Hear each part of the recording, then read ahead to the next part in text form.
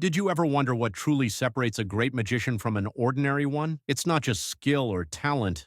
It's sacrifice. The Prestige isn't just a film about magic. It's a story about obsession, deception, and the terrible price of perfection. The film begins in Victorian London, where two ambitious magicians, Robert Angier and Alfred Borden, start as stagehands under the guidance of a seasoned illusionist. They both share a love for the art of magic, but they also have their differences. Angier is charming and theatrical, always focused on the audience's reaction. Borden, on the other hand, is a pure magician, obsessed with the craft itself, constantly searching for the next great trick. One fateful night, everything changes. Julia, Angier's beloved wife, is part of a water tank escape act. Borden is responsible for tying the knots around her wrists, but something goes horribly wrong. Julia fails to escape in time, and she drowns in front of a horrified audience. Angier, devastated and consumed with grief, blames Borden entirely. He demands to know which knot Borden tied, believing it was a more complex variation that Julia might not have been able to untie, but Borden, genuinely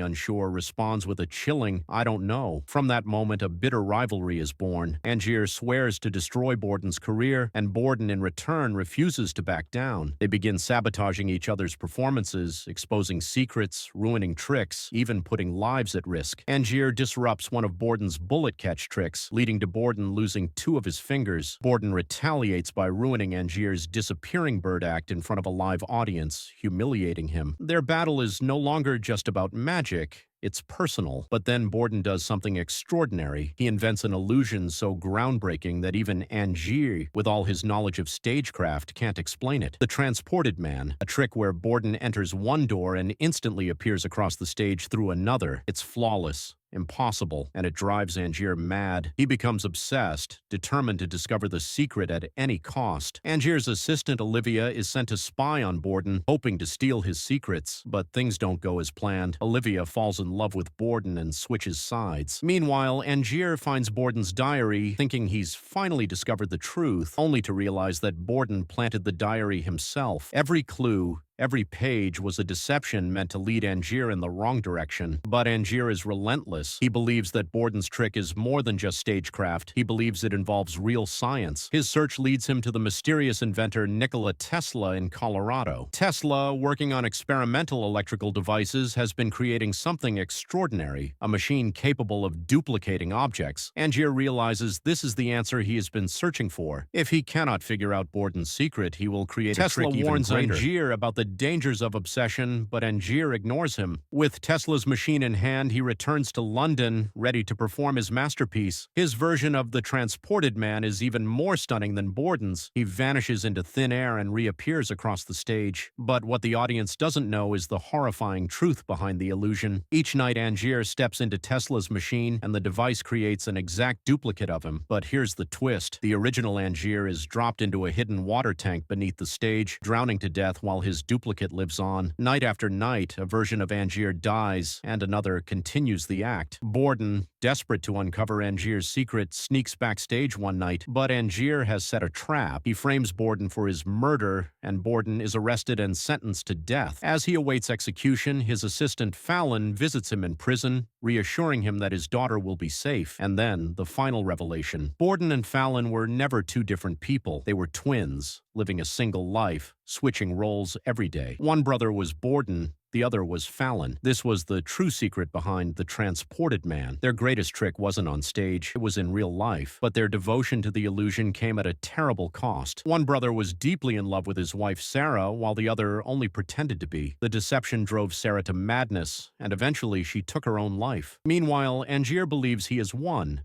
He has eliminated his rival and secured his place as the greatest magician of all time. But then, in a final confrontation, Borden, now free, appears before him. He reveals the truth about his twin and, without hesitation, shoots Angier. As Angier lies dying, he finally understands the terrible irony. He and Borden were the same. They both sacrificed everything for their illusions. But while Borden's sacrifice was built on devotion, Angier's was built on obsession. As the camera pans across the dark, abandoned theater, we see rows of water tanks filled with lifeless copies of Angier, each one a victim of his own ambition.